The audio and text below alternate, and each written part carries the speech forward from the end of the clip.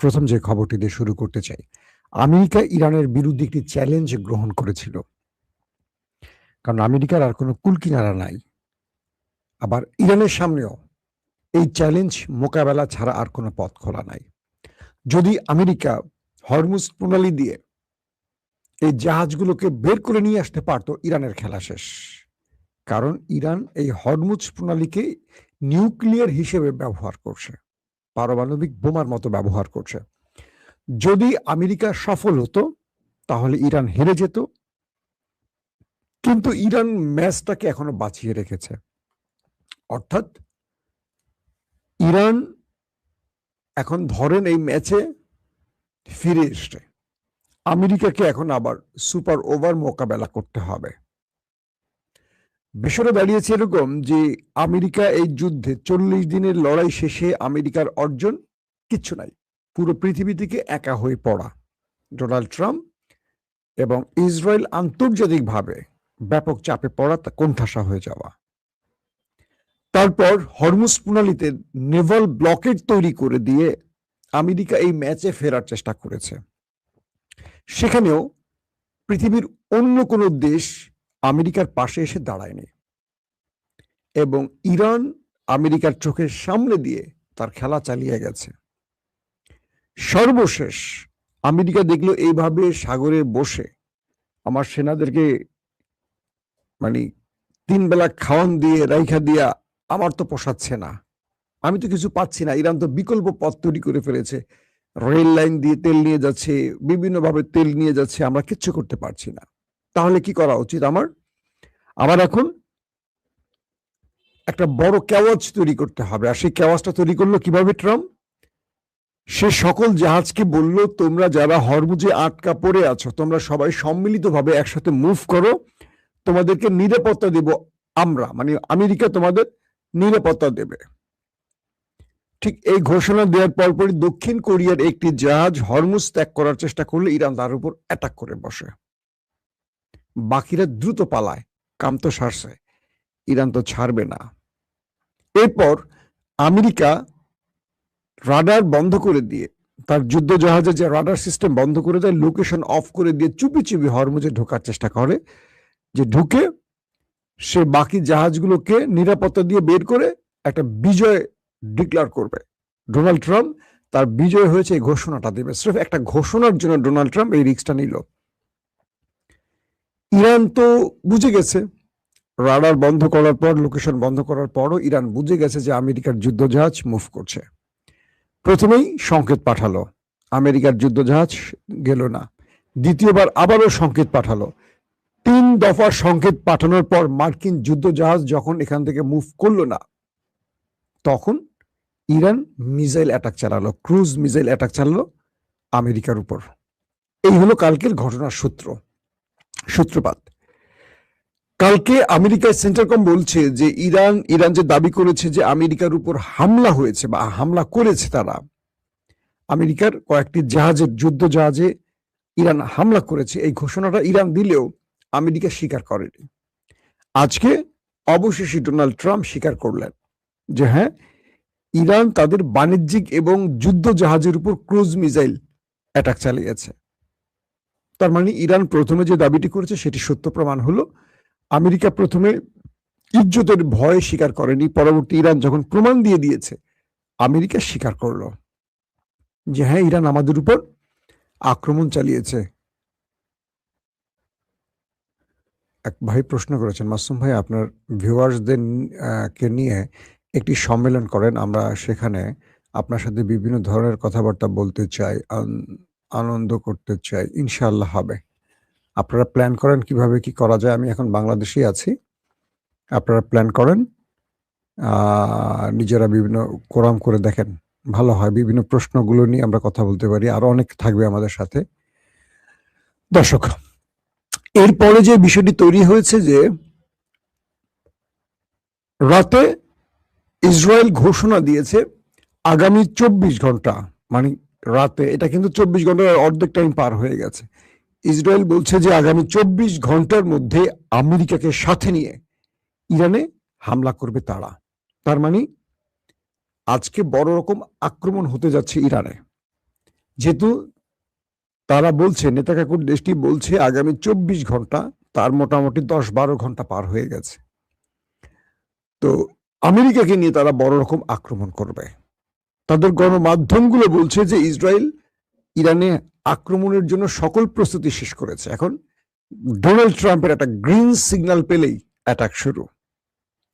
তো এই পরিস্থিতির মধ্যে ইরান তার গোয়েন্দা মারফত যে তথ্যগুলো পেল, সেখানে বলা হয়েছে যে আরবের একটি রাষ্ট্র থেকে ইরানে বড় রকম অ্যাটাকের পরিকল্পনা চলছে এবং আরবের ওই রাষ্ট্রটি আমেরিকাকে বারবার চাপ দিচ্ছে যুদ্ধের জন্য, ইরানের সাথে যুদ্ধটা আবার বাঁধাবার জন্য।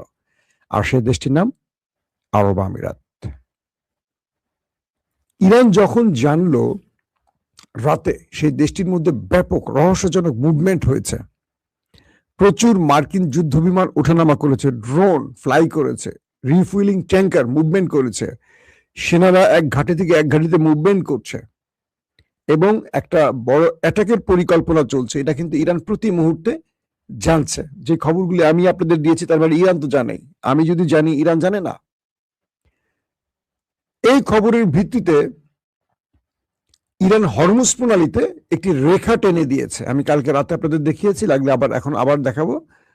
ইরান ঘোষণা করেছে যে হরমুজ প্রণালীর এই সীমানার মধ্যে কেউ প্রবেশ করবে না। আপনারা আমার স্ক্রিনে দেখতে পাচ্ছেন,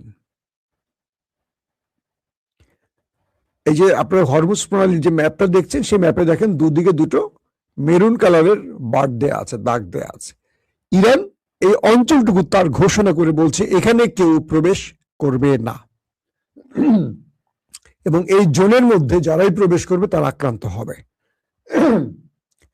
এরই মধ্যে একটি পাশ আছে, আপনারা দেখবেন আরব আমিরাতের অঞ্চল, আর বাকিটা হলো ওমান এবং ইরানের।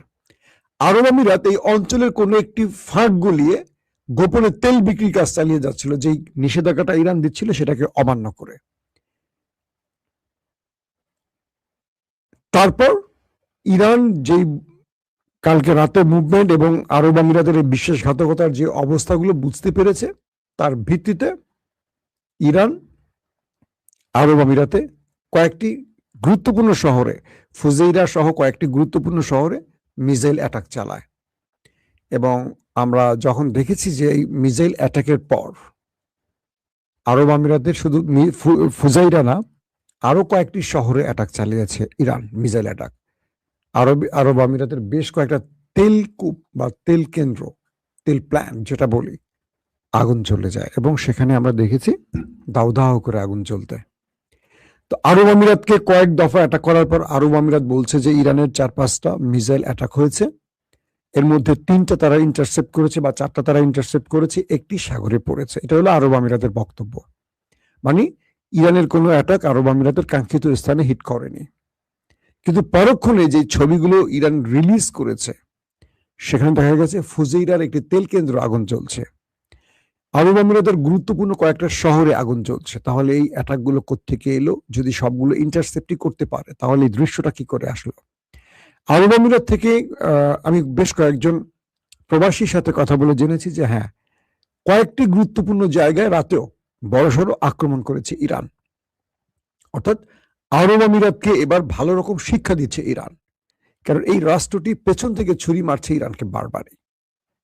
এবং আরব আমিরাতকে মেরে ইরান একটা জিনিস প্রমাণ করলো, বাকি আরবদেরকে বোঝালো বি কেয়ারফুল, তোমরা যারাই আমেরিকার সাথে গোপনে প্রেম করছো, হ্যাঁ গোপনে সহবাস করছো, মানে একসাথে বসবাস করছো, ওই সহবাস না আবার তো আমি কিন্তু তোমাদের খবর জানি, তোমরা কারা কারা আমেরিকার অবৈধ বাচ্চা পেটে নিচ্ছ আমরা কিন্তু জানি। সো তোমরা ইরানকে এতটা বোকা ভেবে যদি সামনে পা বাড়াও, তোমাদের পা গুলো আর থাকবে না। যে ইরান আমেরিকা ইসরায়েলকে একাই মেরে তক্তা বানাতে পারে, সে তোমাদের তো নিঃশেষ করে ফেলবে চোখের পলকে। তাই তোমরা সতর্ক হও। আরব আমিরাতকে মেরে ইরান বুঝিয়েছে বাকি আরব রাষ্ট্রগুলোকে, তোমরা কি করছো আমরা সব জানি, সামনে পা বাড়ায়ও না, আসো আমরা ভাই রাষ্ট্র, ভাইয়ের মতো থাকি। এদিকে বাহরাইনে পুরো ইমার্জেন্সি ঘোষণা করা হয়েছে এবং স্কুল কলেজ যা আছে শিক্ষা প্রতিষ্ঠান বন্ধ ঘোষণা করা হয়েছে। আন্তর্জাতিক ফ্লাইট অনেক জায়গায় বন্ধ হয়ে গেছে আরবের, কারণ যুদ্ধ আবার শুরু হচ্ছে বা শুরু হয়ে গেছে। আরব আমিরাত ঘোষণা দিয়েছে তারা ইরানকে মুছে ফেলবে। ইরান বলছে ওয়েলকাম, আমি তোমার জন্য ওয়েট করছি, তো তুমি একা আসবে না, তোমার আব্বা আমেরিকাকে নিয়ে আসবা। কিন্তু আরব আমিরাতকে যুদ্ধে নামাচ্ছে কিন্তু একটি দেশ, সেটা হলো নেতানিয়াহুর দেশ। আরব আমিরাত তার ফাঁদে পড়ে গেছে এবং ধারণা করা হচ্ছে যে কোনো সময় ফলস ফ্ল্যাগ অপারেশন হতে পারে। অর্থাৎ এই সুযোগটিতে ইরান যেহেতু ইসরায়েলে কি বলে আরব আমিরাতে অ্যাটাক করেছে, এই অ্যাটাকটি ফলস ফ্ল্যাগের একটা ঘটনা ঘটতে পারে। অর্থাৎ আরবের যে কোনো একটি দেশে বড় রকম অ্যাটাক করবে ওই দেশটি, নেতানিয়াহুর দেশটি, কিন্তু নাম পড়বে ইরানের, এবং এতে করে বিশ্বকে এক করার চেষ্টা করা হবে। নাম্বার 2, আমেরিকা দক্ষিণ কোরিয়াকে বলছে, দক্ষিণ কোরিয়া তোমার জাহাজে তো ইরান আক্রমণ করছে, তুমি কেন ঘরে বসে থাকবা? আসো, তুমি আমার সাথে আসো, আমি ইরানকে শেষ করতে চাই, তুমি আসো আমার সাথে। আরো যেই দেশগুলোর জাহাজ আছে আমেরিকা তাদেরকে ডাকছে।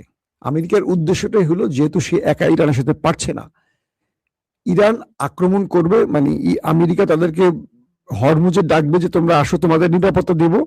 সেই জাহাজগুলো আসবে, আমেরিকা কেটে পড়বে, ইরান তাদের উপর হামলা করবে, তারা সম্মিলিতভাবে ইরানের সাথে যুদ্ধ ঘোষণা করবে। এটি হলো আমেরিকার মূল খেলা। আর ইরান, ওই যে ম্যাপটা দেখালাম, এই ম্যাপ দেখিয়ে ইরান বলে দিছে এইটার মধ্যে কেউ ঢুকবা না, এই যে লাল দাগটা দেখতে পাচ্ছেন, এই দাগের মধ্যে কেউ ঢুকবা না, এর থেকে দূরে থাকো তোমরা। রাইসুল খাইমা থেকে তোমরা সব দুবাই পয়েন্টে গিয়ে বসে থাকো, এর মধ্যে তোমরা আসবা, খবর আছে। এবং বাকি জাহাজগুলো রাইসুল খাইমা থেকে চলে গেছে। এখন এই পরিস্থিতির মধ্যে আমেরিকা এখন পর্যন্ত সফলতা পায়নি। দক্ষিণ কোরিয়াকে ডাকছে, দক্ষিণ কোরিয়া এখনো প্রত্যুত্তর আমেরিকাকে দেয়নি। বাকি দেশগুলো আমেরিকার ডাকে ইরানের বিরুদ্ধে যুদ্ধ করবে কিনা এখনো কনফার্ম না। এরই মধ্যে ডোনাল্ড ট্রাম্প বিশাল এক পোস্ট করেছেন, সেখানে ইরানকে মানচিত্র থেকে মুছে ফেলার ঘোষণা দিয়েছেন। বলছেন আগামীকাল সকাল থেকে ইরান নতুন পৃথিবী দেখবে, যে পৃথিবী অন্ধকার পৃথিবী। ট্রাম্প বলছেন ইরানকে পুরো মানচিত্র, বিশ্বের মানচিত্র থেকে মুছে ফেলা হবে। তারা মার্কিন জাহাজে আক্রমণ করেছে, বাণিজ্যিক জাহাজে আক্রমণ করছে, এটার পরিণতি কি তারা জানবে। আবার ইসরায়েলও বলছে 24 ঘন্টার মধ্যে তারা ইরানে আক্রমণ করতে যাচ্ছে। তো সবকিছু এইটুকু বলে দেয়া হচ্ছে যে যুদ্ধ আবার শুরু হয়ে গেছে। এবং রাতে আমার নাইট, মানে আমি যে রাতে লাইভটা করেছিলাম, তারপরেও কিছু তথ্যের আলোকে খবর জানা গেছে যে ইসরায়েল কি বলে আরব আমিরাতে আপনার কি বলে অ্যালার্ম বেজেছে, সংকেত বেজেছে, এবং কিছু হামলার খবরও নাকি এসছে। ইরান নাকি রাতেও কিছু হামলা করেছে, এমন খবর আমরা জেনেছি। এখন পরিস্থিতিটা এরকম একটি পর্যায়ে, এই যুদ্ধে যদি আমেরিকা আরো কয়েকটা দেশকে জড়িয়ে ফেলতে পারে, এটা ইরানের জন্য খুব কঠিন একটা সিচুয়েশন তৈরি হবে। আবার এই যুদ্ধে যদি আমেরিকা কাউকে টানতে না পারে, তাহলে আমেরিকা এই যুদ্ধটা যখন শুরু হবে সাগরে, হরমুজ প্রণালীতে, খেলাটা এখন জমে উঠবে। আমি আপনাদের এর আগের একটা স্টোরিতে বলেছিলাম, ভিয়েতনামে এইভাবেই আমেরিকা পরাজিত হয়েছিল, যাদের 3 লক্ষ সেনা আহত হয়েছিল, প্রায় 60,000, 58,000 থেকে 60,000-এর মতো শুধু প্রাণ হারিয়েছে মার্কিন সেনা, 58,000 থেকে 60,000-এর মতো, আর কয়েক লক্ষ পঙ্গু হয়ে গেছে মার্কিন সেনা ভিয়েতনামে। তো তাও এই সাগরের একটি খেলাকে নিয়ে, হ্যাঁ, কি বলে গালফ অফ টেটন নাকি একটা জায়গা, সেখান থেকে ঘটনা ঘটেছিল। তো ইরান সেই অভিজ্ঞতাকে, ভিয়েতনামের অভিজ্ঞতাকে ফিরিয়ে দিতে চায় আবার আমেরিকাকে। মিস্টার জনসন 1964-তে যে পরাজয় বরণ করেছিল, মিস্টার প্রেসিডেন্ট ডোনাল্ড ট্রাম্পকে 2026-এ সেই শিক্ষাটা দিতে চায় ইরান। এবং এখন পর্যন্ত ইরান কোনোভাবে আমেরিকার কোনো কি বলবো অনুরোধ বলি, নির্দেশ বলি পাত্তা দিচ্ছে না।